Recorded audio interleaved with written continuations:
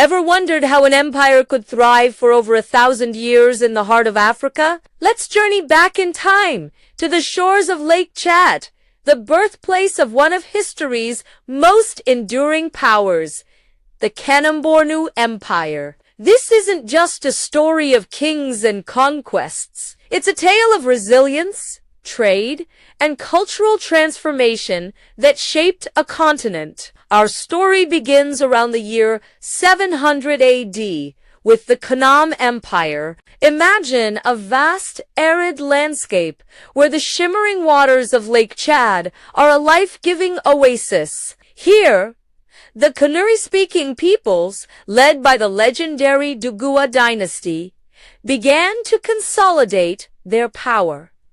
They weren't just surviving, they were building a state. The key to their early success: control. They controlled the precious salt deposits and the fertile lands around the lake, which gave them a powerful advantage over their neighbors. But what truly fueled Kanem's rise was its strategic position at the crossroads of the trans-Saharan trade routes. Think of these routes as the ancient world's camel caravans. The ships of the desert would embark on perilous journeys across the Sahara, connecting North Africa and the Mediterranean world with the riches of the sub-Saharan region. Kanem became a crucial hub in this network. What were they trading? From the south came gold, ivory, and tragically enslaved people. In return, from the north, they imported horses, fine cloth, weapons, and salt. This trade didn't just bring wealth, it brought new ideas, new technologies, and a new faith. Around the 11th century, a pivotal change occurred. The Sifwa dynasty took power, and with them came Islam.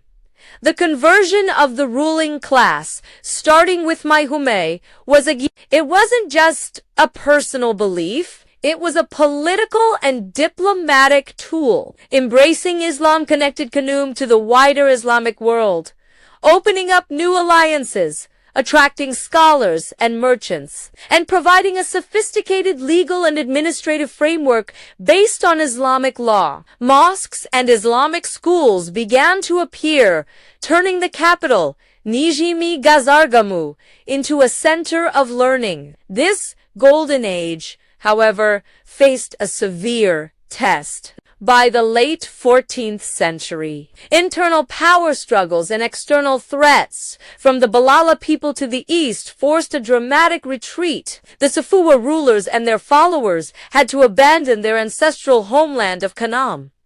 They migrated west, crossing Lake Chad and settling in the region of Bornu. This could have been the end of their story, but it was actually a new beginning.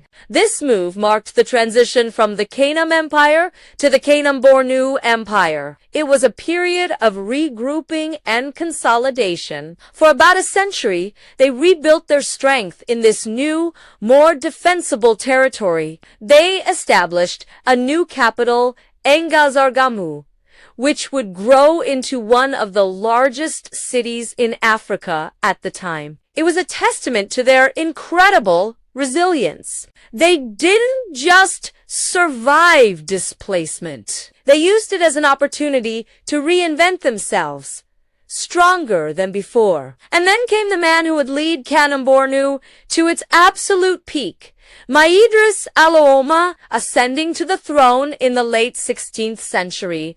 Alooma was a brilliant military strategist and a visionary reformer. He understood that to secure his empire, he needed a modern army. He established diplomatic ties with the Ottoman Empire in North Africa and imported firearms and Turkish military advisors. He introduced camels for transport, allowing his army to move swiftly across vast distances, and employed skilled cavalry equipped with quilted armor. His campaigns were legendary, expanding the empire's borders in all directions, reconquering the lost lands of Kanem, and subjugating rival states. he secured the trade routes like never before, making the journey across the Sahara safer and more profitable for everyone under his rule.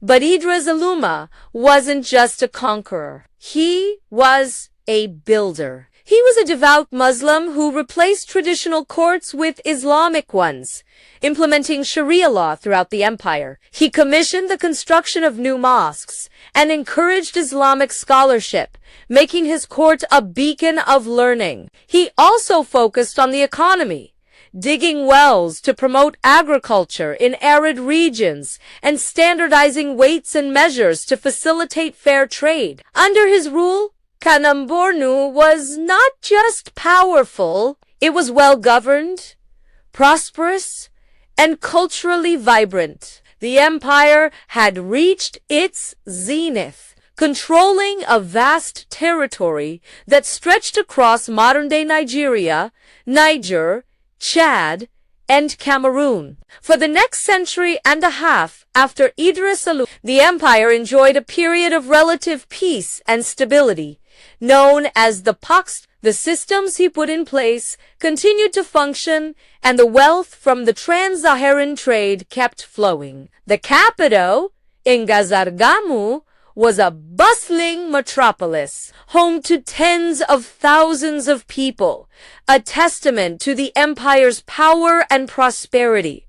But no empire lasts forever. By the 18th century, the seeds of decline were beginning to sprout. The trade routes that had been the empire's lifeblood started to shift. European powers were establishing trading posts along the West African coast, offering a new maritime alternative to the arduous desert crossing. This slowly siphoned off the wealth that had once flowed north through Kanem. Internally, the empire began to stagnate. A series of less capable rulers followed the dynamic leaders of the past. The military, once the most formidable in the region, lost its edge. The final blow came in the early 19th century, a wave of religious and political upheaval.